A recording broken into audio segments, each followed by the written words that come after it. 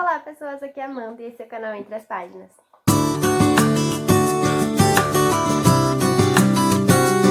Hoje eu vim fazer a resenha de um livro que eu sou apaixonada, sério.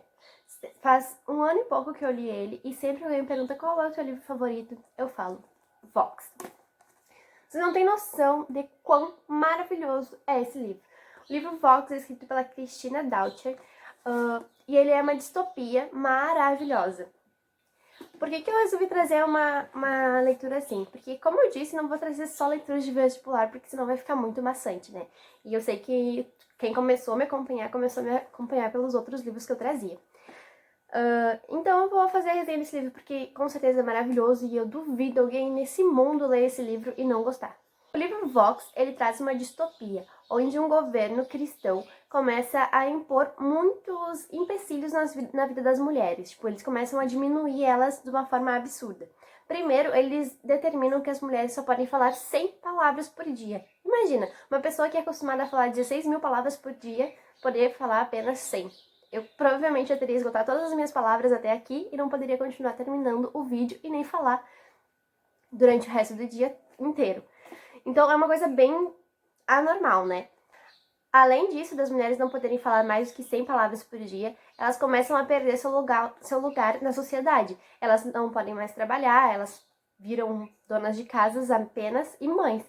E elas não podem fazer mais nada além disso. Elas vivem em casa, em prol do seu marido e da sua família. E somente isso. Aí o livro vai trazer a perspectiva da Jen, que era uma doutora, antes ela era cientista, ela pesquisava, fazia coisas incríveis, é uma médica maravilhosa. E ela tem 4 filhos. Ela tem uns gêmeos, que são os mais novos, uma filha e um filho mais velho, que é o Steven. Ela é casada com o Patrick e ela vive num conflito muito grande, porque ela não consegue se adaptar àquela nova vida de que ela não pode falar.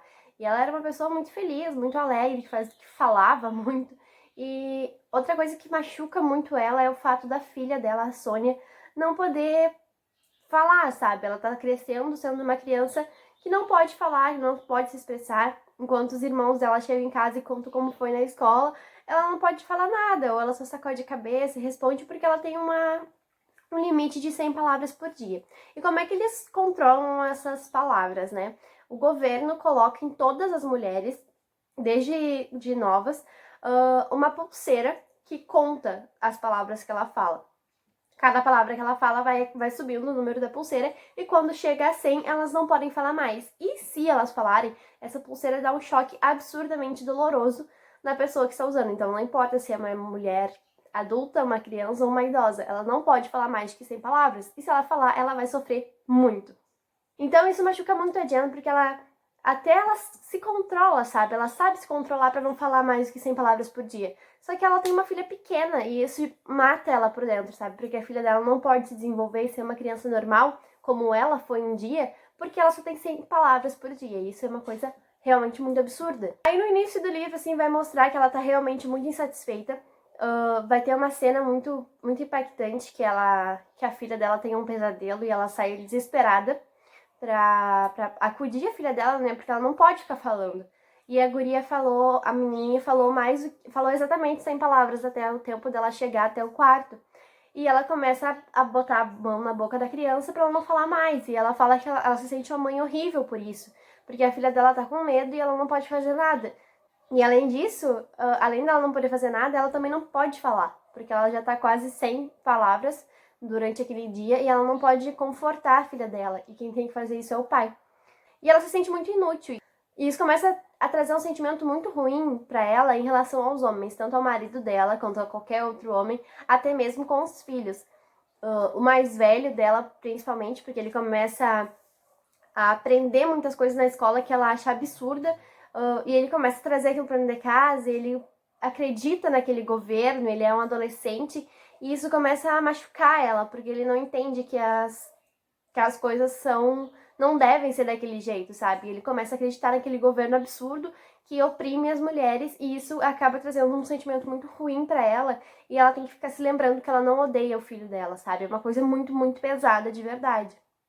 Aí, nessa noite que a filha dela tem um pesadelo absurdo, ela surta E ela resolve que ela vai falar, e ela xinga o governo, ela faz o caos, até que ela toma os choques e ela fica apavorada, porque aquilo dói demais, mas ela continua falando, e o marido dela já não sabe mais o que fazer. E tá claramente, assim, evidente que ela não aguenta mais aquela vida, que ela não quer mais aquilo, sabe? Até que acontece um episódio que aparece na TV, que o irmão do presidente tá com um problema neurológico lá e eles precisam de doutores capacitados para tentar achar uma cura para esse problema dele, que na verdade eles nem sabiam direito o que era e tudo mais.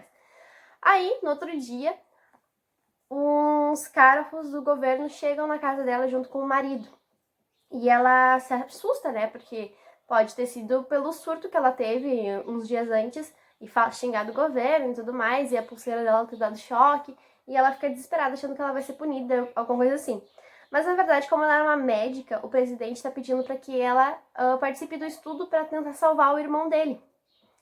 E ela fica muito brava com aquilo, de primeira ela não quer aceitar, porque ela não queria ajudar aquelas pessoas que oprimem ela e todas as outras mulheres, e ela fica muito indignada com isso.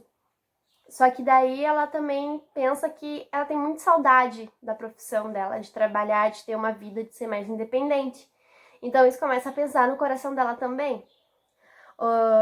Ela resolve fazer um acordo, tentar fazer um acordo, de que ela e a filha dela tivessem mais palavras, ela não tivesse um contador nas duas, sabe?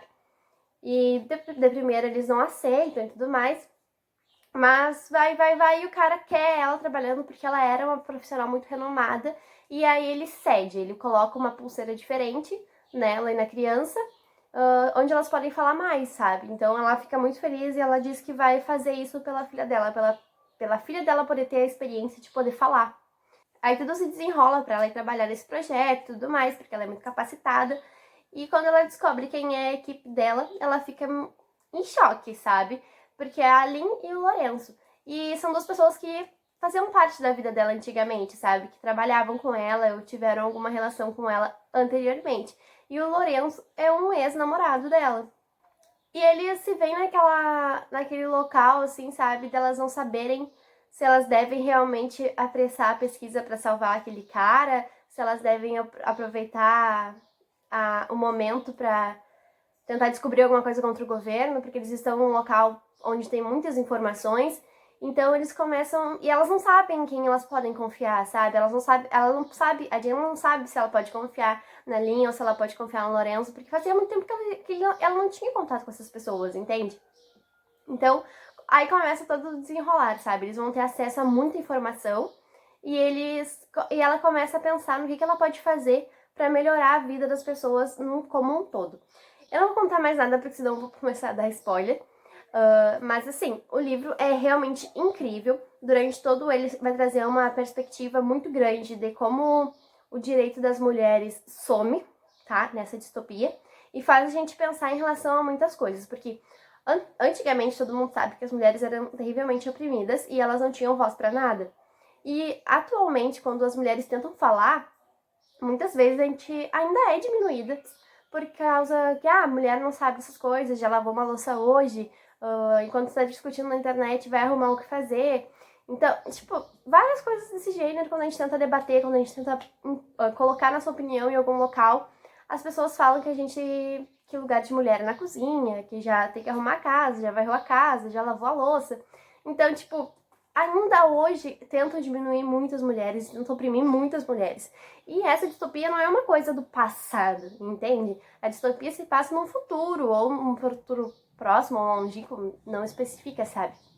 Mas que realmente existe ainda na sociedade, em vários locais, não vou generalizar, tipo, todos os homens pensam assim, porque não é assim, né? A gente sabe que muitos homens entendem essa questão do local de fala da mulher e tudo mais, mas a gente sabe sim que o mundo é muito machista ainda, e que por muitas pessoas as mulheres realmente deveriam ficar caladas e não deveriam participar de nada.